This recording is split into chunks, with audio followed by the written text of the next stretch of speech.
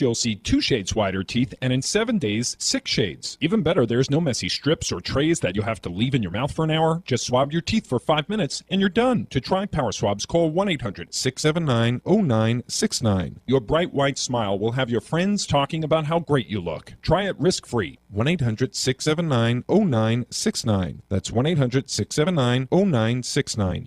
Results may vary, not a solicitation for legal services. If you owe the IRS back taxes, payroll taxes, or have not filed your returns, the IRS will get you. They can take your property, take you to court, even put you in jail. With one call to Wall, you'll never need to talk to the IRS again. Our average client settles for about 10% of what is owed. We offer free face-to-face consultations in your local area. Call 800-727-0433. That's 800-727-0433. This is Joe Lyons. Guardian Jet Center honors America now in its 242nd year as the world's leading democracy. 242 years ago, a small group of men changed the course of American history. One of those men was Samuel Chase, a lawyer and politician from Maryland. A big, boisterous man with a fiery temper and outspoken opinions, Chase had been involved in politics all his life. He was the most aggressive anti-British leader in Maryland and persuaded the Maryland legislature to vote in favor of independence. After the Revolution, he served in Congress and as Chief Judge of the General Court of Maryland. President George Washington later appointed him to the Supreme Court, where he participated in some of the most important early decisions of the court. On Independence Day 2018, we remember Samuel Chase of Maryland, who signed the Declaration of Independence and became a founder of our American Republic. Today, Guardian Jet Center salutes the American way of life. Guardian, the most advanced fixed-base operator at the Ontario International Airport, redefines the expectations of the general aviation business traveler, one client at a time. Single-engine or cabin-class aircraft give Guardian the opportunity to enhance the customer experience. Happy birthday, America, from Guardian Jet Center, the gateway to Southern California. It's time to make the Tri-City Center in Redlands a regular part of your weekly shopping experience. Tri-City is home to a wide assortment of quality businesses, including the all-new Ocean Aquatics. Check out their variety of exotic tropical fish, along with fish food, accessories, and tanks of all shapes and sizes. The Tri-City Center is located just off of Alabama and the Tennessee exits in Redlands. Visit the Tri-City Center today and find out why it's called the Mall with a Heart. Hi, this is Dr. Marissa, and I'd like you to get balanced with me on a show that has no gossip. It's a show about hope and happiness. So there's no gossip, no scandal, and no K-words. Instead, I want you to focus on your own reality show and how you can be happy 88% of the time. And you're listening to KCAA Radio AM 1050, FM 102.3, FM 106.5, and streaming on kcaaradio.com. Do you want exposure for your business or organization? Check out Digital Network Advertising. Digital Network Advertising is where businesses display your ad inside their building. You can choose your marketing sites or jump on the DNA system and advertise with all participants. Your slide holds the virtual billboard for 14 seconds and is displayed 3 times an hour. It's a novel way to be seen, be discovered, and to be remembered. Digital Network Advertising with networks in Redlands and Yucaipa. Call 909-222-9293 for introductory pricing. That's 909-222-9293.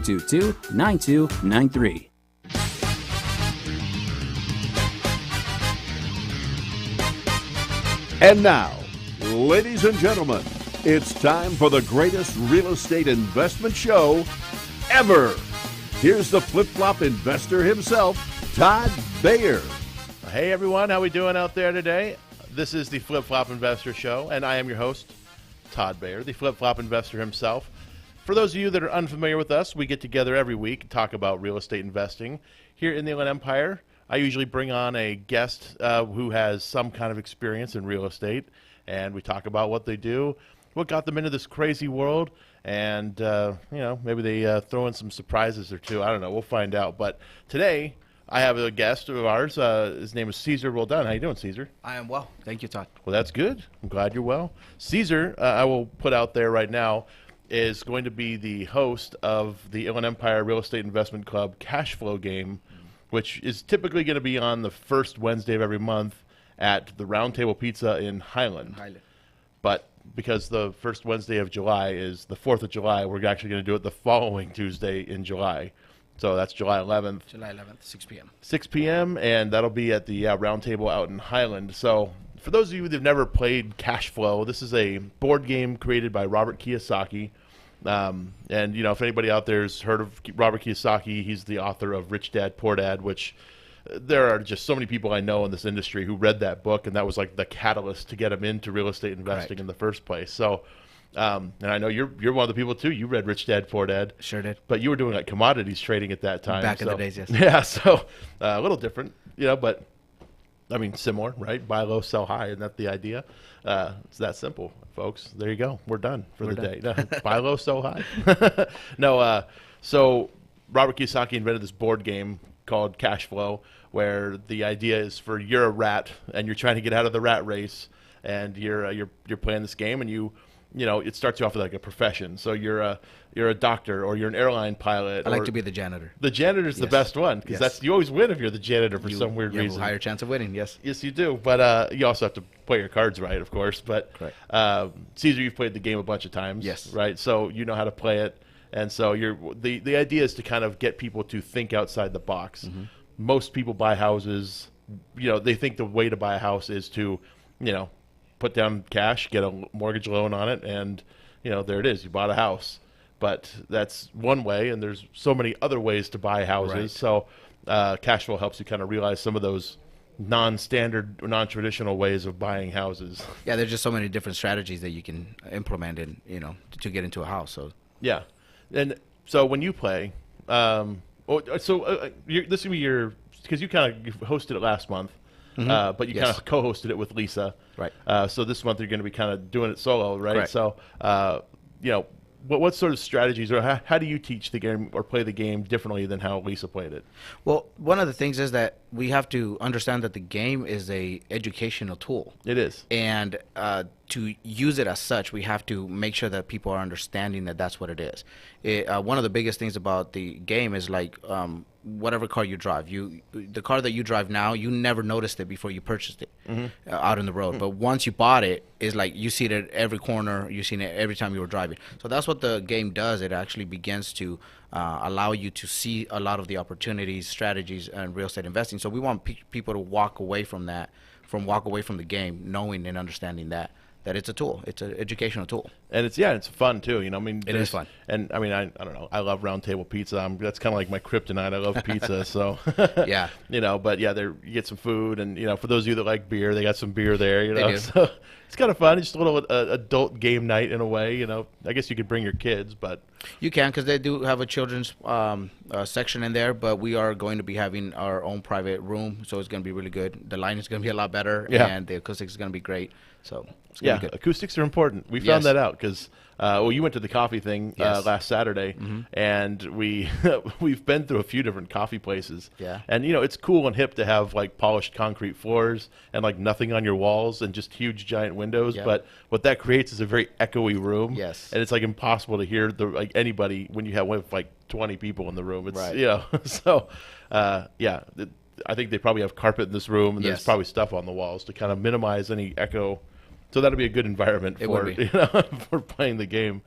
So it is a tool. I know that we've gone through the game a bunch of different times where, you start off with these small deals and you're trying to do these little things, and maybe you get presented with a stock opportunity or something like that, which don't take those. That's not how the game's designed. But we, eventually people start getting kind of more gutsy and they start playing the big deals, and that's where you really start getting out of the rat race faster. So it's fun. I've played it a few times. You've probably played it more times than I have, honestly. Okay. But it's a fun game, and we're going to be there. I'll be there July 11th. Oh, cool. That's my plan anyway, unless anything changes. But I'm putting it out there live on the radio now, so now I got to go. Hold you accountable, of course. Yeah. So I guess let's kind of change pace a little bit. That's the cash flow game. We'll talk about all the other events we got going on later on, but I kind of want to talk about you. Who is Cesar Roldan? Like, what got you here? We were, you were doing commodities trading. So, Right. you were kind of already doing something outside of the box. Like, what got you into real estate after that? Well, I mean, who Cesar Roldan is, I actually have to take it way back to my childhood. Okay, go back to childhood. I like this. I was born in Mexico, and one of the most courageous people that I know is my mom. Okay. Because I was about 8 years old. My sister was 4 years old, and my mom actually left the country, left us behind with our grandparents, and she came out here looking for a better opportunity for us. And a year later, she came back. She picked us up right on my birthday to come back to the U.S. after she had a job, and she had an apartment, and she was living here with my dad. So it was. So then we came back over here a year later. Now, I use that example or go back that far because that taught me to adapt. Coming here without knowing the language, without knowing the culture, without a whole different country, it was all we had to do was adapt. I don't even remember the transition of learning the English language. Really? It just we just had to. Yeah. So we did, and that just taught us to do that.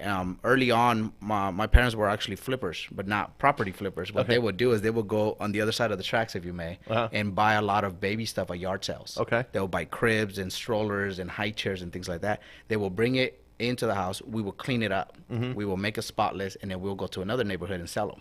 So for 3 weeks, we'll buy and clean, and 1 week out of the month, we'll actually sell. Yeah. And we'll be flipping. We'll be making about $3,000 a weekend, which was pretty good for the family. That's not bad. Yeah. I think I might get out of what I'm doing. Right? Yeah, I might start doing this. If we would have kept doing that, we probably would have ended up with the storage wars. You know, buying storages and doing all that stuff because that's what we were doing. Hey, I know a guy with a truck, man. We could get this going. Right.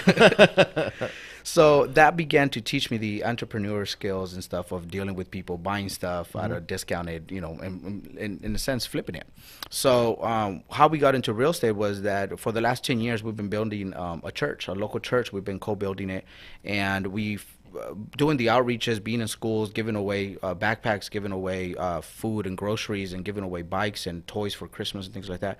Those were all good, but it's just not enough. There's so much need in the Inland Empire and San Bernardino that it just wasn't enough. Tithes and offerings wasn't covering all the needs of the community. Right, yeah. So watching TV and seeing these numbers of people flipping homes and seeing the profit that they could potentially make, we're like, we don't need much to live off of, but our community needs a lot. So we decided to get into real estate. We started studying. We started looking into it. We bought a program. That program opened up our eyes, introduced us to the cash flow game. And now that we're learning, we're eager to teach and, take people on the same journey that we're taking to financial freedom. So, yeah, that was the quick story, I guess, right there. So you grew up you grew up in San Bernardino? Actually, when we first came, we came to Redlands. Okay. We lived in Redlands, then we went to Loma Linda, then we went to Highland, and then San Bernardino. Yeah. Okay. And so you went to high school in San Bernardino? Right. Yeah. San Gregorio High. San Gregorio. Spartans, yes. Oh, yeah. Nice. Yeah, we played them a couple times, in high school. Probably lost, right? Yeah. No way. I don't think we ever lost. Yeah, so so you grew up here. What was your plan after high school? When you were in high school, what were your goals at that point in life? Didn't have any. Got out of high school. I'm the oldest out of four. And, being the oldest and my parents being immigrants to this country, there wasn't that much aspiration other than just go to school, get good grades, and when you get older and you become a professional, you buy me a house. That's what my parents will tell us, right? So we really didn't have much aspirations of what we wanted to do. After I got out of high school, I opened up a business. So I was a photographer. I did photography for a long time and did the studio thing, did the gigs, quinceañeras, weddings, and things like that.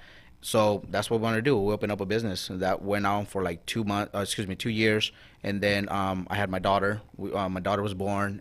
Then I decided, I need to go back to school. Went for my bachelor's degree, and actually I stopped halfway through it. Okay. And just kind of disappeared, started working warehouse jobs and things like that.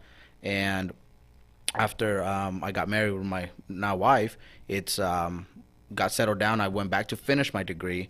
Been building the church for 10 years. Actually, that was probably the most committed thing I ever did, right? Was building the church. And now we just said, we built a foundation of character, of integrity, and discipline. So now we can actually branch off into a solid business, and that's what we're doing now. So, and you got inspired by watching one of the shows on TV, right? The Flip or Flop show. Flip or Flop, yeah. Yeah, the Tarek and Christina show, for those people, that have never seen it. I don't know. There's so many people that have seen these shows, Mm-hmm. but I guess some people have never seen these or heard of them. But Right. So yeah, on these shows, they flip houses, and so Right. and they're based out of Yorba Linda. So Yorba Linda, yeah. so they've actually done stuff kind of all in the Inland Empire. Yeah, I seen an ad from Torek saying that he's looking for investment properties here in San Bernardino. So I was like, okay, so something is happening out Yeah. here. Yeah, he's got something on Facebook right now. I saw Yeah, floating around the that's other day. where I seen it. So you saw like a show on TV. Did you just like happen to catch it, or like what? No, we how had did been that- watching it for a while. We had been seeing a lot of these shows. The one in Texas too, another couple out there who's doing flips like that too. But we had been seeing them, and it was just casual. We just looked at, seeing the rehab of a home and reviving a neighborhood and things like that. But it really opened up the opportunity in the mind to say, you know what, that's possible for us. We can do that. So. And then what did you do? Like, what was the next step after seeing these shows on TV? Because I know there's a lot of people I've talked to. They've seen the shows. They would love to do it, but Right. I mean, what's the next logical step? What did you do like after you saw this, like to start working this direction? So the first thing I did is we got the internet, so I started searching. Okay. I started reading. I started watching videos. I started seeing how true those numbers were, and just by doing research, as I was doing my research, I bumped into Rich Dad Poor Dad, its coaching program. Okay. And I was familiar with that because I had read the book in the past, and that's the only two things that I can think of that really made sense. So okay, I read the book. Now there's this coaching program along with the game, and it was almost like, the heavens opened up and said, oh, this is happening. So I put all ones together, and I was like, okay, let me dig deeper into that, and just researching it, reading, studying more about it. Mm-hmm. And you ended up going to the coaching program. You ended up going like a seminar. No, we actually purchased it online, Okay. and what that was, it was a weekly group session with a coach Okay. for about 2 hours, 2.5 hours. Sometimes it went up to 3 hours. But they also gave you the materials. They gave you a bunch of study work that you would kind of like study the material and then review it with the coach. And then they kind of guaranteed you that you will get into your first investment property within a year. Wow. So, opened up a lot of possibilities for us. And did they have you been doing it for a year now, or like how long have you been doing it? I'm almost at a year now. I think we're like 3 months apart. And have you gotten a 3 deal months yet?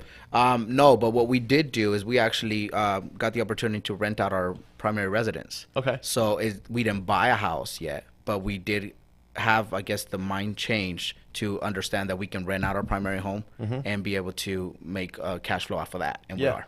So that's good. It's kind of a deal, Yeah. and kind of a cash flow, sort of Yeah. type of deal. So that's cool. So I can say that I'm an investor now. Of course you can.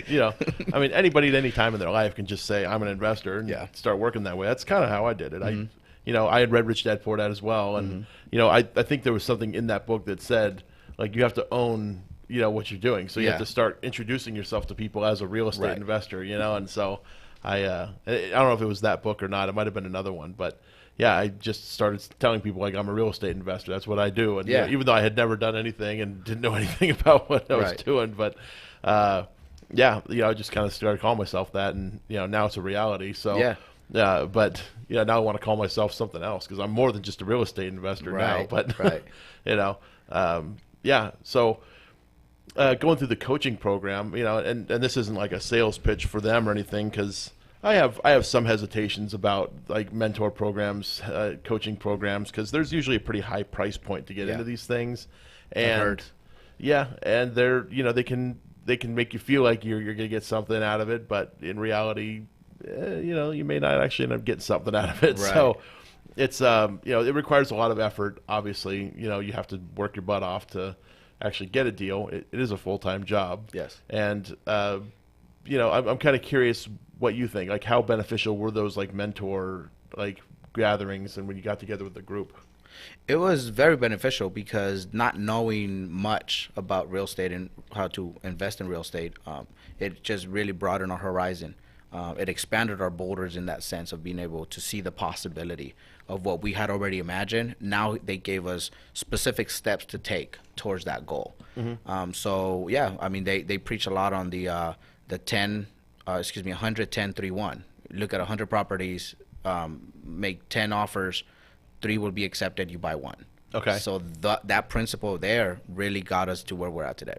Now, have you looked at 100 properties yet? Oh, over 100 properties. Yeah. And then like writing offers. Have you written a bunch of offers too? Yes. And yeah, we've been writing offers. Still haven't gotten 3 accepted, or? Well, see, the thing is that where the market's at right now, well, what they tell you to do is to do that so that you can buy your investment property. So we actually shifted from buying and holding to wholesaling. Okay. So, but originally we were doing that, and they teach you. They don't specifically say the 1%, but they teach you that for every $100,000 that you purchase, you should be able to rent out for $1,000. Well, that doesn't apply to our market. It may apply somewhere else, but not here in California. Right. So we had to shift that and not follow that because it didn't apply to us here. So we needed to change our strategy. So you started coming to the club. Yes. The Inland Empire Real Estate Investment Club, and that's where we met. Right. You started coming maybe 4 months ago, something like that? Yeah, it's been about 4.5 months ago. Okay.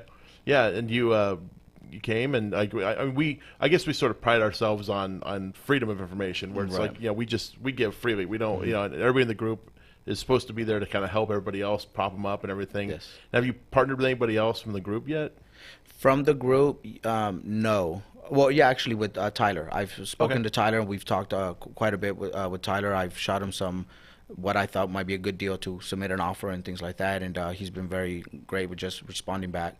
So Tyler, but in your group, I met Zach Oles, and he's from Cal American Homes in Claremont, and he's actually an agent / investor who has helped me tremendously to understand more of how to find the numbers, how to fine tune all of that stuff. So. That's good. And so far, what are you like working? Like, what's your day-to-day look like? Well, I have a full-time job, which I'm a substitute teacher at the San Bernardino School District. Oh, cool. So during the summer days, which we are in today, I'm just substituting my day job for my investment job. Yeah. And so I would need to get something routinely going between now and I go back to school, so that when I get back to school, all I'm doing is just following up. Right. But my day-to-day job right now is really just looking for those deals. So we're doing a lot of cold calling. We're doing a lot of driving for dollars, looking for those discounted properties, and we're just calling. We don't have a lot of money to invest in like letters and banner signs and things like that. So all we're doing is just calling. So just a lot of grind. Yeah, and that's but that's really what it boils down to. Most of the people that I know that get the best deals are out knocking on doors and making phone calls. So you're doing the right thing. It's just a matter of keeping with it, I guess. Just keep doing it. Yeah. So you like a day to day. Like let's kind of like break it down to an even like more finite sort of thing. Sure. Like, or not finite, but I don't know, whatever. Segments. I don't know. More detailed. Like you wake up, you have breakfast. What do you like? Is that like? Do you start like right away? You just jump right into it. You get on the computer and. No, that's actually a bad practice to do. Oh, yeah? Because one of the things I want to do is teach people the aha moments and to recognize those aha moments. I wasn't a morning person. I don't know about you, but 6 o'clock in the morning to me was painful. Okay. Right? But now, earlier you were talking about when somebody tells you to do something, you kind of procrastinate because that's not what you want to do. That's what you've been told to do. Exactly. But when you find out what you need to do and you want to do that, no one has to tell you what to do. So for the last, month and a half, I've been getting up at 4:30 in the morning. Wow. 4:30 in the morning, I do a devotional, I meditate, I pray, and then right after that, I go into reading my Bible. Okay. So about 5:30, I'm done. And then I go take a shower, get ready as if I'm starting my day. My commute now, instead of going to work and commuting, now my wife and I are actually working out. So we go for about an hour and we work out. Nice. So so our commute is exchanged now for workout. So about 7:30 now, I'm jumping in the shower, getting my coffee, doing that, and then just going into the office. So by 8:15, I'm in the office getting ready to work. Okay. So in the office, I'm in there, and because the night before, I already planned out what I'm going to do, and I call from 8 to 10. Okay. I'm making phone calls because that's about what time people are there. From 10 to about 12, I'm actually getting more leads, trying to find more leads. Then I go to lunch. Then I come back, and I actually don't do much of the investment during that middle of the day. But then from 6 to 8 p.m. is when I'm calling again. Okay. I actually get more results in my phone calls between 6 p.m. to 8 p.m. than I do in the morning. Sure, more people are home. Yep. It just makes sense. Yep. So, okay, so then you're kind of lining up the next day. Right. So you can start it all over again Exactly. and do it again. And if I'm hearing you right, you're taking 2 showers in the morning. No. That was before. When I was going to work, I was taking a shower before I went to work. But now it's after my workout. Got it. Yeah. Got it. Yeah. So good. You're not wasting water. No, I'm not. We're on a well up there, and you got we're on a well, so it's all good. Yeah. Yeah. Okay, that's good. So okay, well, it's definitely the recipe for success. It's actually, it's important to sort of treat it like a job. Yes. And actually schedule the things out during your day. A lot of people out there don't realize how important it is to do that stuff. Yes. Because you just think like, I'm self-employed, I'm going to go down to the beach today now, and I'm going to work from the beach, but that doesn't work. Right. You're going to be distracted by the beach. There's a lot going on there. So yeah, when you have a job, you work your 8 hours, 6 to 8 hours or whatever. And then people like to call themselves self-employed or I'm an entrepreneur, right? And really don't understand that you're exchanging like a 6 to 8 hour job for like a 14, 20 hour job work. But people really got to take it seriously. And when you're self-employed, your boss is your time. Mm-hmm. You have to consider it as such. Yeah, and I agree with you 100% about that. You do have to honor your time, and it's sometimes it's tough, but setting those strict things, you say like, no, I don't have meetings unless it's between whatever 10 and 2. Like it could be your time. Yeah, that's my time to do lunch and whatever. Yes. So it's important to kind of segment your day out that way. I'm glad you already have it and you have it memorized. Some people have to like look at a calendar, which means they're not really doing it. Yeah. But they so that's good. You're doing the calling in the morning. And when you're calling these people, what sort of leads are you tracking down right now? So we created a bird dog program, which is a referral program for leads. So if somebody finds a distressed property, a boarded up property, they'll shoot me the address in a picture. Once they do that, then I look it up, and what we're using is Property Radar. I go through Property Radar, and that gives me the opportunity to not only look up the property details, but a lot of times allows me to skip trace the owner. Okay. So I'm calling them, and that's how we're creating a lot of our leads right now. So we're doing our own driving for dollars, and then we have other people driving for dollars. So if somebody out there listening right now knows about a house that needs a lot of work, yes, they could call you? Please call me. Okay. What are they going to call? How are they going to call you? What's your phone number? Well, they can call me at 909-362-2877. That is actually my direct number. It doesn't get saturated right now, so it's okay to call. Or just text that number. Text the address and a picture and your name. And I will actually update you as we go. So as soon as I call, whatever I find out, if the owner's there, if they didn't answer, if they did answer, I sent you actually a picture of the update that I put in my system. Okay. Back to the lead. Okay, and then I'm gonna ask the question that all of them are probably thinking in their minds out there, and that is, how do they know they're going to get paid, and what are they going to get paid? Yeah. So this is part of the integrity, because there's no official contract or anything, but I'm a man of my word. That's one of my affirmations every morning, that I am honest with integrity and a man of my word. Mm-hmm. So when a deal does go through and it's your lead, you will get paid. So the way we are paying that is we're actually paying $500 for your first lead, and we don't want you to just leave it at that. So what we do is on your next lead, you're actually going to get $750. Wow. On your third lead, you get $1,000. On your fourth lead, you get $1,250. On your fifth lead, you'll get $1,500, and then you'll stay at $1,500 from there. Okay, so 5 deals. Deals. That's all I got to bring you. Get some $1,500 coming my way. Hey, that sounds good. Yeah. I can think of a lot of houses that I see on my drive home every day. Yeah. And I know a lot of people listening out there, they probably see them too. It's that one house that, they got nothing but weeds in the front yard, or maybe they have nothing but dirt in the front yard, and, maybe some weeds would actually be nice, just have some greenery. Yeah. They, I see these houses all the time. And, me as an investor, like, I don't do what you do. I don't currently, I don't cultivate my own leads anymore. Right. I'm not going and knocking on doors anymore. I'm not making the phone calls. Like, other people are doing that stuff now, and because I have other things I have to do, so it's like, but I kind of miss it. I miss that stuff too. Even though I never really did much of it, because I always recognized I was not that good at it. I've never been great at talking to sellers, because I have a very business-oriented mind, and so for me it was always tough to like go through the 1 hour process of like getting to know them, and you have to ask all these questions about the painting on the wall that oh, that's an amazing picture. Where were you guys when you get this picture taken? Building there before. I want to get right down to it. I'm more of a brass tacks kind of guy, so it was. I was never great at it. So I was like, from the very beginning, I always hired people to like find the deals for me. So I had realtors looking for me. I had wholesalers out finding deals, bird dogs, just like you're talking about. And the searching I would do would be deals that were on the MLS. And I've bought more houses from banks than than actual people, because when you buy it from a bank, they're just all about the numbers too. So correct.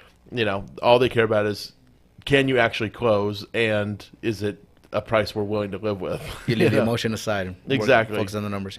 Yep. And so there was definitely a heyday for those types of deals. That was like the 2009 through 2014 period, where the bank deals were the best ones out there. But right now, the best deals are being brought in are from sellers that they might have bought the home in 2009, like you were saying earlier, and they've got equity in it, but the house is still a piece of junk. And so, because they never did anything with it from 2009 when they bought it. So those are where a lot of the deals are coming from right now. Either that or something that somebody's owned a long time. Maybe mom and dad owned it, and mom and dad have passed away, and the kids are now trying to sell it. Those are some of the better deals we're getting. But oh my God, these ones are the worst. Like we've bought some terrible houses lately. we have a deal right now in 29 Palms that is just it's a piece of work. What's wrong with it? Everything. Okay. Everything's wrong with it. It's not even there. It's just it's just a piece of dirt. Well, actually, it's more like just a piece of concrete slab, and it has walls on it. But people are just, I think, hesitant right now to construct. The deal's good, but it's just the project is what's gonna be a few months that people are kind of shying away from it. And plus, it's a 29 Palms. Sure. Where's that? Well, it's out in the low desert. It's a little ways out there. But there's investors out there too. There is. The house out in 29 Palms, you say it's a slab with just some walls. I mean, is there still stucco on the walls? No, I mean the current property that is there is good. It's and the benefit of it that it has an adjacent lot where you can actually build 2 units on it, and they can be up to like 2 twos, which is very marketable. Really? But, are you trying to wholesale this deal right now? Yeah. And we got seller financing because originally the seller wanted just all cash out, and after a couple of weeks we're like, it's not going to work. So we went back with the strategy of doing seller financing with what she needed immediately, and she said so she's willing to take $20,000 up front and be able to do interest only. I think it's like $550 a month, and with no penalty of closing out early. So it sounds more reasonable, but as a ARV, the property that sits there right now, it's about $80,000, and she wants $70,000 for it. Okay, so that's what. But the benefit is the lot next to it is you can build. Sure, so. And well, there's also that seller financing is a big deal because is she wanting to finance the whole thing, or does she actually want cash? She wants the 20 cash. She wants $20,000 cash, so you got to give her the $20,000, but she'll finance. So she'll carry the 50. Correct. And then does she want to have a specific time frame in mind on how long she wants to carry that 50? I think 3 years. She's going to do 3 years on it. 3 years. That's good enough time. Yeah. Does she want payments, or is she just willing to hold the 50 and you pay her in 3 years? Interest only. So you got to make interest payments. What kind of interest does she want to earn? I think it was like 50. It was like $500 and something a month, which came out to, I think it was like 6%, something like that. 6% interest. That's good. I mean, hey, that's that's a pretty good deal. And that's one of the things that we learned in the coaching program is being able to do a lot of seller financing. That's a lot. What I understood too is that it's very difficult to find deals, so you got to make the deals. So when you find a property, you got to figure out how it can become a deal. Yeah, and that's kind of what we did. Yeah, and that's a lot of it. When you only have one tool in your toolbox, right? Like let's just say you're only a flipper. If you're only flipping, you're looking for a very specific deal. But there's a lot of deals out there that could happen a lot of other ways. Right. And it's sometimes hard to identify those if you're looking for only one specific way of doing a deal. And that's why it's important for people to kind of hone their craft and learn the different methods and strategies for purchasing. Because a lot of them involve no money out of your pocket. Right. And seller financing is a great way to get into one with no money out of your pocket. But it sounds like with her, you got to put in 20,000. So, that's something that you can maybe get a partner to come in if they have 20,000. Correct. You can go into that deal with no money out of your pocket. Right. So if you were to find somebody that had $20,000, that was willing to, put the $20,000 up, and you guys spend the money to construct 2 new structures next to this one and renovate the one that's there, would you stay in the deal, or do you just want to wholesale it out? I think right now we just want to wholesale it. One of the reasons why is because we need a little bit of capital to continue to do marketing. We're not focused too much on getting the deals out. That's important, but we're more interested in bringing leads in. We need to generate leads. The more leads we have, the more offers we make, the more deals we'll have. Right. So if we focus too much on getting this lead or this deal out, then it's too much time and energy that we're spending on it, where we need to be spending more on filling in the pipeline. Sure. So we'll just wholesale it. Okay. So, I mean, again, if anybody wants to call you about that deal, what's that number again? I forgot. Sure. It's 909-362-2877. And they're calling Cesar Rodan. That's the man. Actually, with the deal. My phone was ringing earlier, so I oh wonder if man, that's them. Yeah. Well, whoever's calling, he's on the radio. He'll call you back. Yeah, we are really live. Yeah, we are live. Yeah, we're live right now. We've done the show recorded. We've pre-recorded it before. Right. I used to do it out of my office. We thought that would be easier, but it was kind of tough to do that sometimes because people are like, oh man, I got to be there in the morning. Oh, right. I'm like, yeah, because the restaurant downstairs doesn't start playing music until 3, so we got to do it in the morning. Right. Otherwise, we would have done it live there. It's just, they start playing their music kind of loud, and it doesn't work for us because nobody wants to hear background music on the radio. Right. No, this is nice. Yeah. You're doing it live. It's cool. Yeah, it's fun. We got the NBC logo behind us. For those of you that don't know, yes, you're listening to an NBC News radio station, the San Bernardino affiliate, KCAA. Thank you for tuning in. So going back to your investing stuff, substitute teaching, I'm glad you mentioned that because a lot of people that get into this business are doing something else with their lives. When they're like, I don't know if they've just had it or I don't know if it's their boss that's just been grinding them lately. Right. I don't know what it is that they're just something breaks the straw that breaks the camel's back. Yeah. And they're like, I just want a new way of life, right? So I like that. Yeah. So they're they're like, I don't know what it is that brings them in, but I mean, substitute teaching. You obviously went to school for this. You got a credential, right? So well, it's funny because I didn't get credentials. I don't have a teaching credential. Oh, you don't? Okay. So to work as a substitute teacher for the San Bernardino School District, all you need is a bachelor's degree. Oh, so at anything? At anything. Just a bachelor's degree. So I found out. What'd you get yours in? In business administration and management. Nice. So I found out before I graduated that we could do that. So I knew I was going to build a business. I just didn't know what business I was going to build. So when they told me I can be a substitute teacher, and now for the last 4 years, we had been going into local schools to do Bible studies during their lunchtime. Okay. So I had relationship with a lot of the local campuses. So what I decided to do is say, okay, well, I already got a relationship with them. I'm pretty good with the youth, so let me be a substitute teacher as a transitional job until I figure out what I'm really going to do. Yeah. But yeah, it'd be silly not to do something and jump into this, unless you got the money for it. Then But if not, then you keep your day job until you get really good at this. Yeah, and sometimes it's tough. We've had people in the past that I remember this one couple. They were coming to the club. They were like hot and heavy into it, and they said, "We jumped today. We just made that big giant leap. We both quit our jobs. Wow. And we're going to commit ourselves to this." And because we have 8 months of savings, so we're going to generate deals. Nothing happened. 8 months later, I'm getting calls from them asking for me to loan them money. I'm like, no, I told you not to quit your job. Are you kidding me? No, I'm not here for that. That's not what I do. I don't lend people money to survive. Yeah, to survive. That's not what I'm here for. I give you guys tools. You can use those tools, but whatever. You can lead a horse to water, right? Well, true story is that after this summer, I wasn't planning to go back to school. Okay. I was like, you know what? I got this. I know what I need to do. I just got to grind at it and do it, right? And I said, after the summer, I know that during the summer, I'm going to get enough deals. All I need is 2-3 deals. And then I'm good for the rest of the year, and then we can just keep grinding. But being smart about it, I told my wife, you know what? I'll give you 1 more year in the school.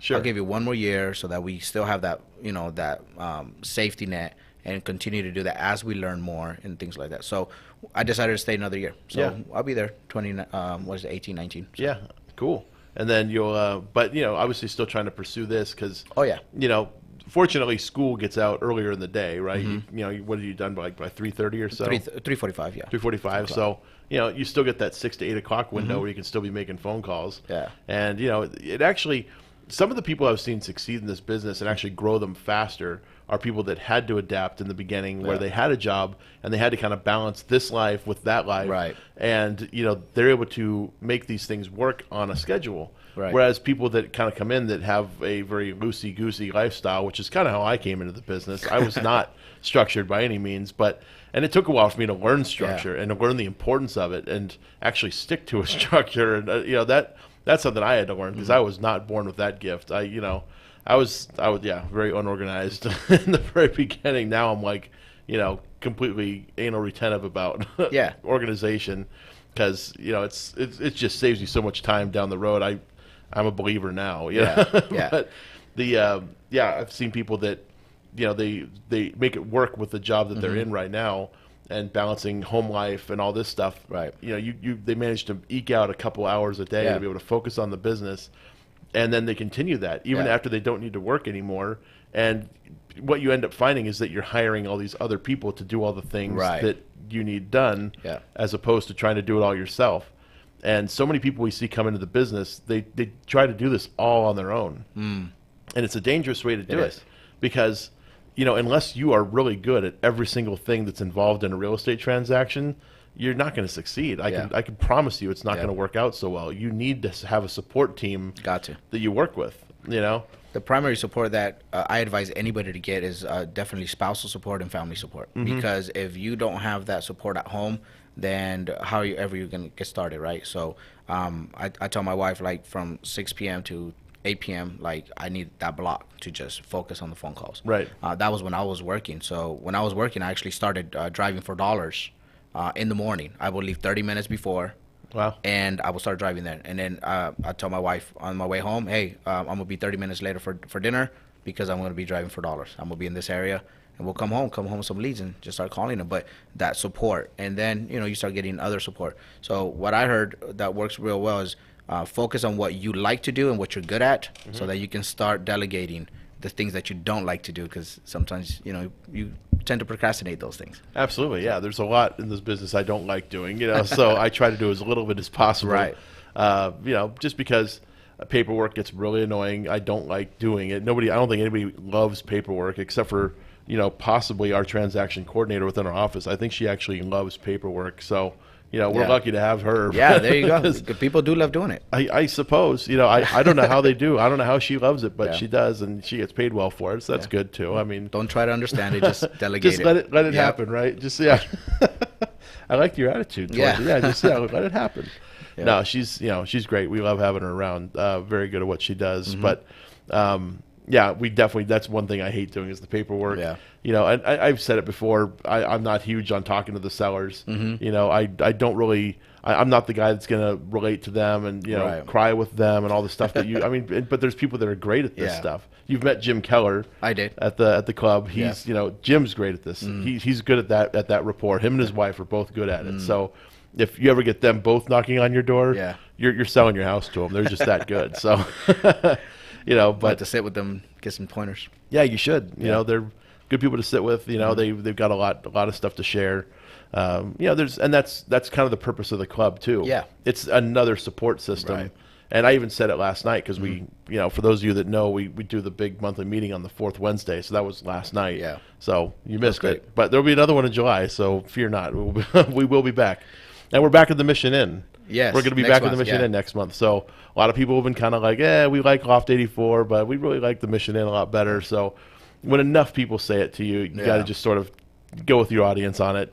Even though we love Loft 84, I love the owners, like they're great people. But if everybody's saying we got to go back to the Mission Inn, you kind of have to just do what do what the client wants. And so so we're going back. Yeah. On that note, what you did yesterday was actually very powerful too. I don't know if you noticed it, but even Steven said that just bringing up people to give kind of their testimony, and we call it testimony back, the church, when you come in and you allow somebody to kind of give their personal experience.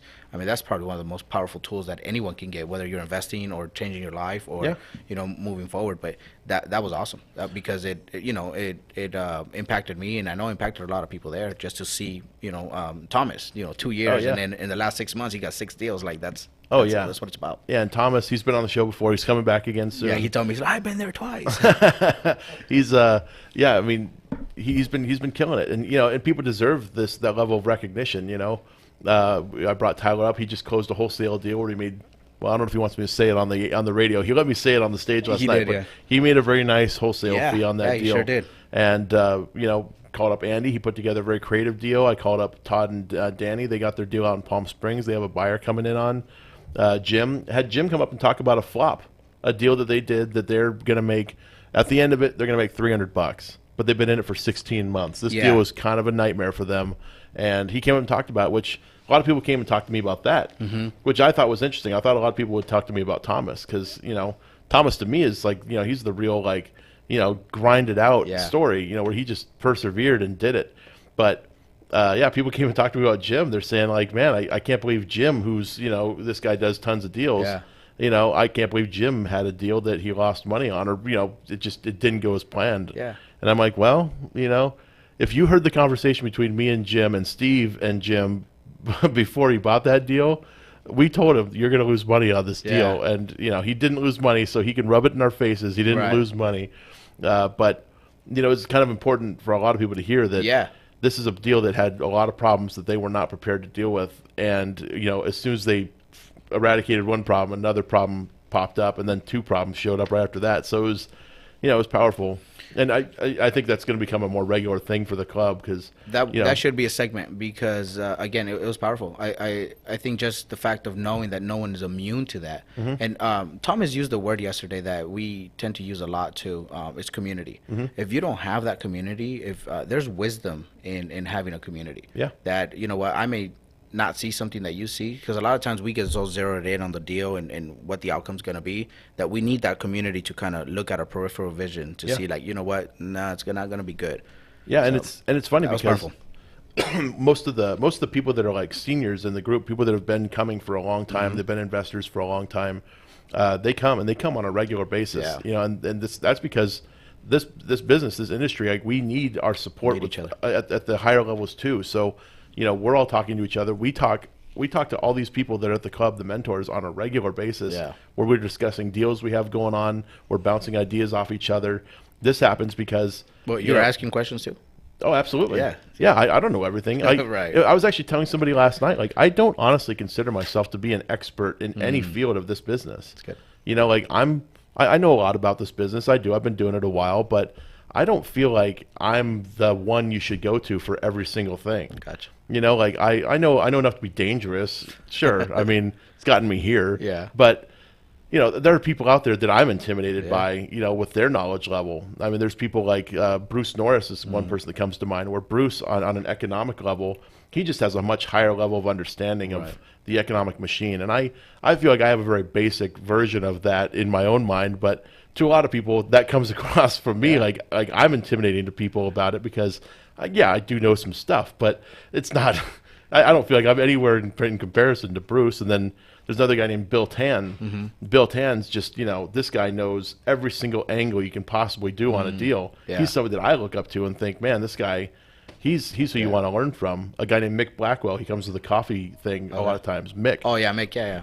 You've talked to Mick. Yeah. Mick is, this guy's a genius. He owns a ton of rental property. Very nice guy, and he's totally willing to spend his time with you and walk you through a deal. And he's a mentor to a lot of people. He's a mentor to Bruce Norris. I mean, he's an older guy. He's been around for a while, so he's trained some of the bigger real estate investors in Southern California. A guy named Mike Cantu was like one of his proteges for a while. But I mean, these are some people that exist in the industry that I'm intimidated by, and I'm like, they're experts. Yeah. I'm a mediocre, I don't know what you call me. I'm an intermediate level guy or something. I don't know. But that's the beauty about community, though, is being able to not know everything, but know people who do. Yeah. And that's the beauty. It is. And it's, and it's cool because I'm at a place now where I can start giving out my knowledge. Yeah. I've been doing it now I've been giving it away for like the last 5 years, I guess, where, I put myself in this position where I can help people get started in the industry. So it's cool to meet people that haven't been doing it yet. And it's actually cool to hear your story because you're new at it, but you're doing a lot of things right in the very beginning. And I talked to so many people that are doing everything wrong, and like it's hard to pick you apart right now because you're doing everything I would tell people to be doing. So like just keep doing it. Yeah. Okay. And it'll happen. That deal in 29 Palms might become the next your first deal, and then next month we'll bring you on stage and talk about Caesar got his first deal. There everyone but it's cool. I like that part. It was fun talking to everybody.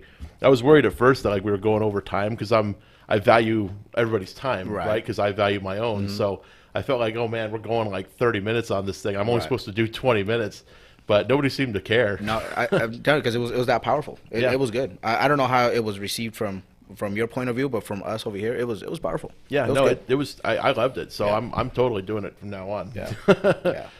Yeah, I'm calling it accolades. We're just accolades. Yep, accolades. Where people are going to count. We're going to give them their awards. Show them to the crowd, and it really introduces them to everybody. Because for all the new people that come, they don't know who the players are in the room and who you should get to know. So, here's Tyler. He just made a ton of money on a wholesale. Here's Andy. He put together a deal where he's making $510 a month on a cash flow, and that's going to continue in perpetuity. Right. Like that's a great deal. Yeah. There's Jim who had a bad experience, and he can help you learn the lesson that he learned on that deal. Which was to maybe trust his community a little bit more, and not think he's just some maverick that can go out on his own and make a ton of money on a deal that didn't make sense to begin with, Jim. Right. Yeah. Yeah. But no, I mean, it's sometimes you need to hear those stories from people to kind of know that we're all human. We make mistakes too. And so we're definitely keeping that going for sure. Yeah, that'll be good. And you're doing cash flow, so this is going to be fun. It's really going to be fun. Yeah. I really want to implement a lot of the educational in there. So in the middle of the game, we're going to take about 20 minutes to bring somebody to say something. Like I know Steven was looking forward to coming in, and he just said somebody host it, somebody take care of it, where I can just come in and do my thing and then move on. So we really want to do that. We really want to have people leave with some valuable information in their hands. Not, the game alone, it's a lot, but my purpose is really to just help people understand, get further, enrich their journey. Yeah, and there's some good people that come, because the last time I went to the cash flow game, Andy was there. Andy's a great person to play cash flow with. He hosts a cash flow game also out in the Coachella Valley. Right. But he's real familiar with those creative strategies, and he's real good about mentoring and coaching you, and not being so in your face about it. But there's also some other good people that come to that don't make it to the other meetings because they can't. They just scheduling doesn't work out for them. So. There's a guy named George. He comes a lot, I know, which we don't see him much at the big monthly meetings because he's got other things going on. Right. But he comes to the cash flow a lot. I don't know if he went last month or not, but I'm not sure. I know Matt comes often. He's a big supporter of that. And but yeah, Matt's a good guy. Very knowledgeable. Very knowledgeable. Knows a lot. And it's funny because he looks so young, but he's actually older than me. Yeah, I point that out all the time. Yeah, it's fun.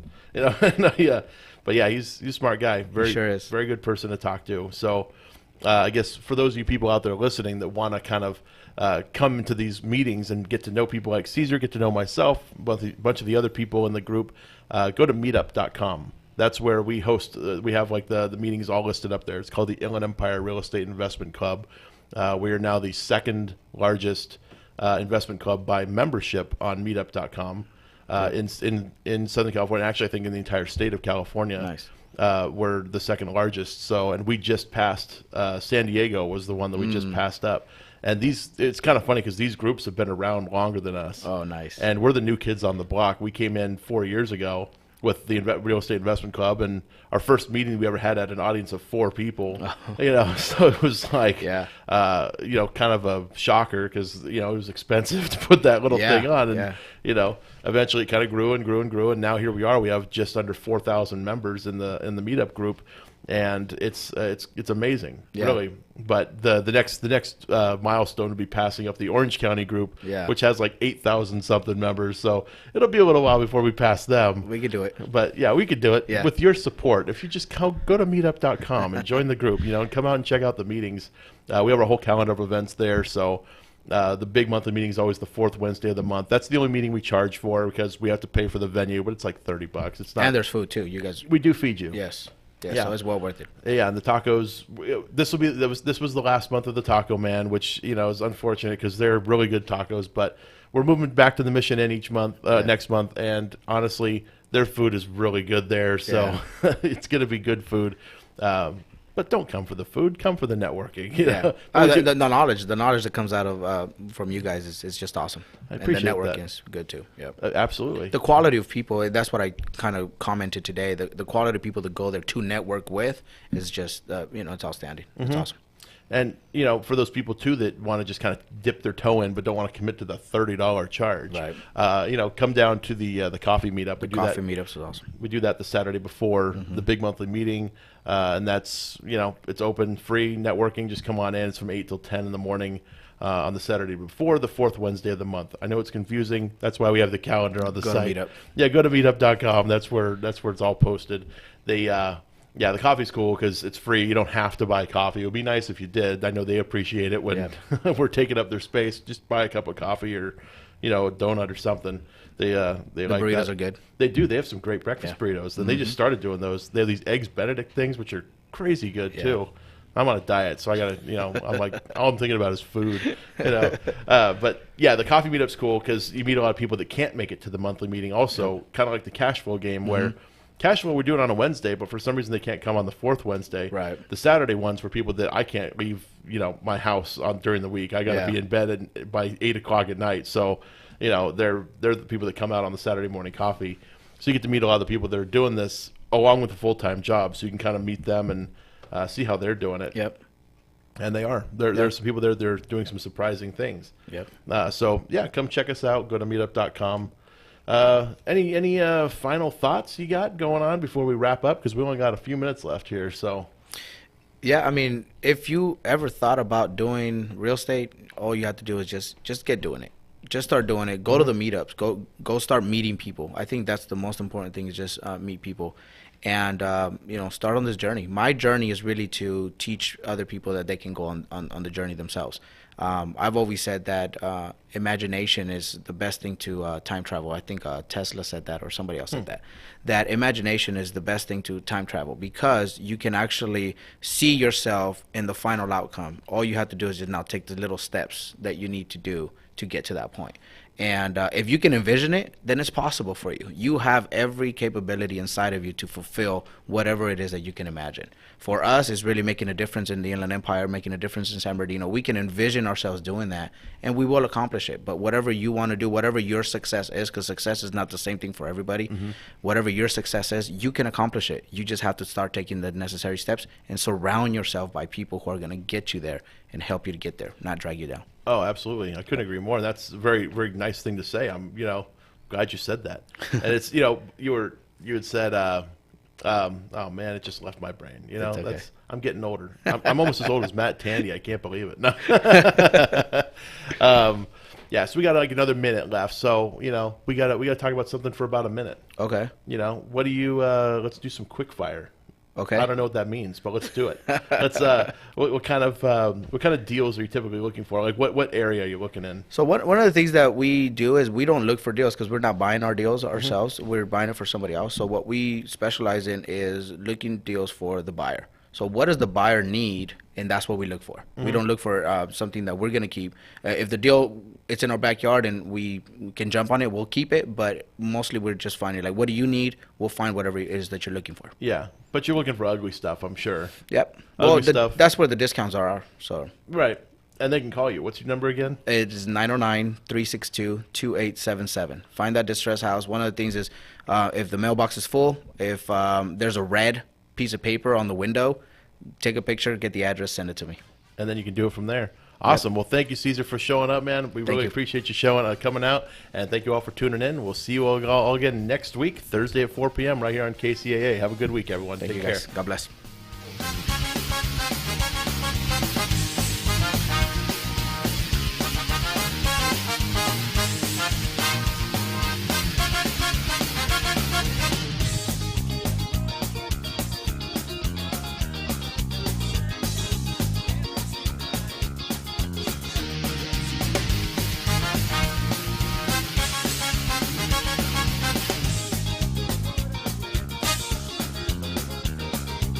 KCAA Loma Linda, 1050 AM, 106.5 FM, and now 102.3 FM.